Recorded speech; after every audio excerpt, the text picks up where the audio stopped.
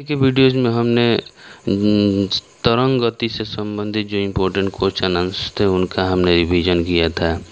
आज हम GS wonder book के माध्यम से साउंड से जुड़े हुए जो इम्पोर्टेंट क्वेश्चन आंसर्स हैं उनका रिवीजन करेंगे। तो चलिए हम वीडियो को स्टार्ट करते हैं। साउंड में सबसे पहला प्रश्न है मीडियम से जुड़ा हुआ है। इसमें पहला मीडियम है आपको जल, दूसरा है इस्पात, तीसरा नाइट्रोजन। इसमें बताना है कि जो ध्वनि की चाल है वो किस क्रम में होगी, यानी बढ़ते क्रम में बताना है आपको। तो बढ़ते क्रम हो जाएगा, यानी कि तो सबसे कम हो जाएगी चाल आपको नाइट्रोजन में, सबसे कम नाइट्रोजन में, उसके बाद जल में, देन इस्पात में, यानी कि इस्पात में सबसे ज़्यादा होगी, यानी कि नाइट्रोजन, जल, तब इस्पात। वायु द्रव धातु तथा निर्वात में से ध्वनि के वेग सबसे ज़्यादा धातु में होता है। निर्वात, जल, वायु तथा इस्पात में से ध्वनि का वेग इस्पात में सबसे ज़्यादा होता है। यदि VA, VW और VS वायु क्रमशः पहला एयर है, वाटर है, देन इस्पात में सबसे ज़्यादा हो जाएगा, यानी इसमें ध्वनि की गति किस क्रम में हो जाएगा, तो यानी कि सबसे कम हो जाएगा आपको हवा में, उसके बाद वाटर में, या तब जगह इस्पात में होगा, यानी कि पानी में सबसे कम और स्टील में सबसे ज़्यादा होगी। लगभग 20 डिग्री सेल्सियस के तापमान पर ध्वनि की गति अधिकतम रहेगी लोहा में। ध्वनि तरंगे ठोस तथा गैस दोनों माध्यमों में चल सकती है, यानी कि ध्वनि तरंगे ठोस और गैस दोनों माध्यमों में चलती है। ध्वनि आर पार नहीं जा सकती है निर्वात में, यानी कि ध्वनि निर्वात में गमन करती ही नहीं है, और वहीं प्रकाश जो होता है निर्वात में गमन करता है।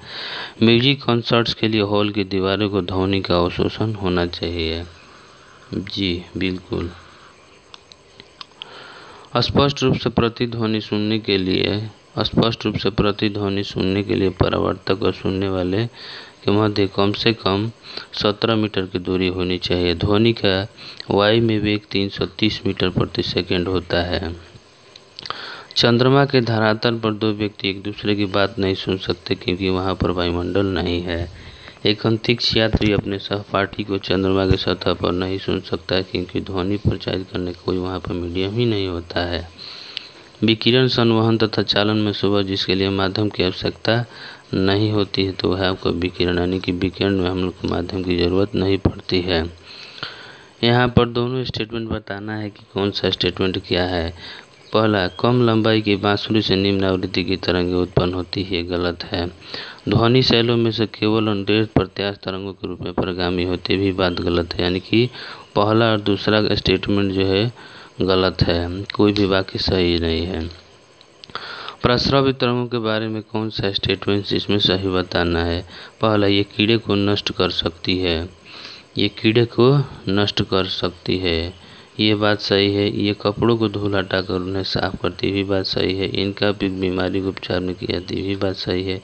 ये शौचालय दरवाजे को कंट्रोल कर सकती भी बात सही है। यानी कहने का मतलब है अल्ट्रा वायलेट वेव्स के द्वारा ये चारों के चारों काम किए जाते हैं और चारों पॉइंट सही है।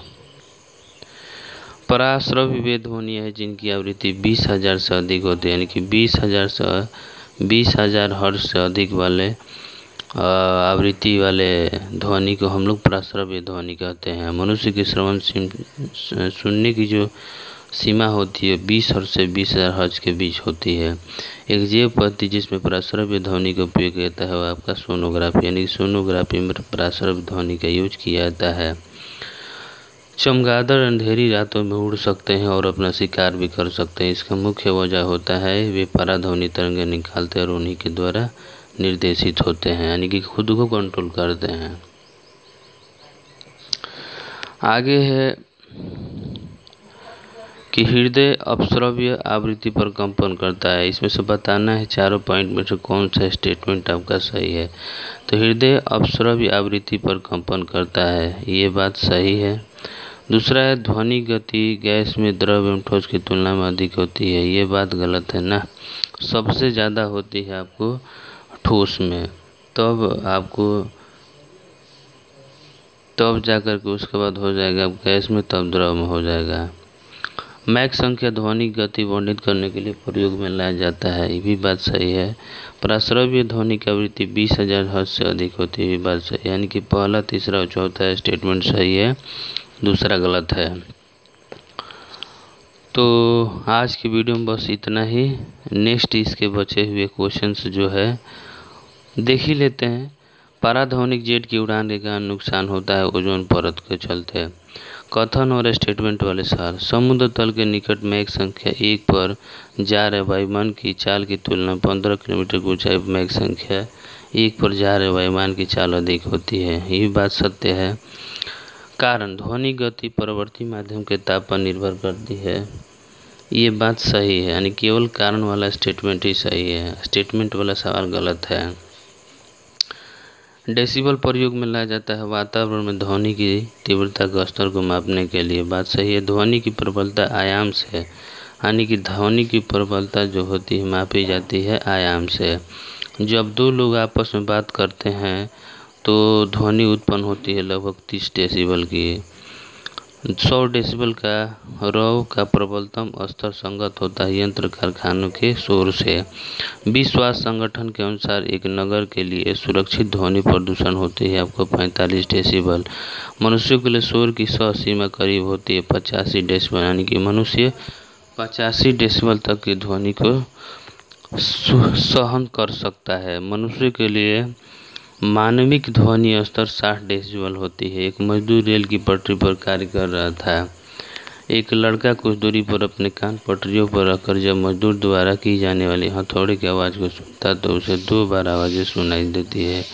इसका कारण होता है ध्वनि का वेग इस्पात में वायु की अपेक्षा ज़्यादा होता है। जब सितार और बांसुरी पर एक ही स्वर बजाया जाए तो उनसे उत्पन्न ध्वनि का भेद किया जाता है, केवल ध्वनि गुणता में अंतर के चलते। कथन एवं कारण।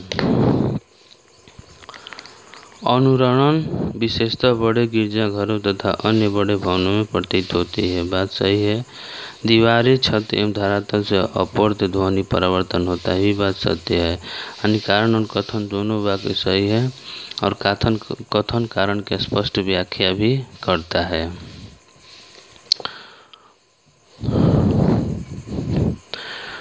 अब यहाँ पर है 2 वाक्य दिया है, 2 वाक्य में बताना कौन सा स्टेटमेंट आपका सही है। पहला है कि विस्तृत रूप से प्रयुक्त संगीत कारक स्वरग्राम, जिसे द्विटनी स्वरग्राम कहते हैं, 7 आवृत्तियों वाला होता है। स्वर आवृत्ति 256 हर्ट्ज होती है और स्वरनी की आवृत्ति 512 होती है, यानी कि दोनों के दोनों स्टेटमेंट जो है वो गलत है। इंफ्रारेड एक्स किरणें दृष्टिगोचर प्रकाश तथा रेडियो वेव्स में से तरंग लंबाई सबसे अधिक होती है रेडियो तरंग की। तो आज के वीडियो में बस इतना ही। नेक्स्ट इसके बचे हुए जो विशेष क्वेश्चन है इसका रिवीजन हम अगले वीडियो में करेंगे। ये वीडियो अच्छी लगी तो लाइक, शेयर, सब्सक्राइब करें। वीडियो का PDF डाउनलोड करने के लिए डिस्क्रिप्शन में लिंक दिया है, वहाँ से जाके आप डाउनलोड कर सकते हैं। Thank you.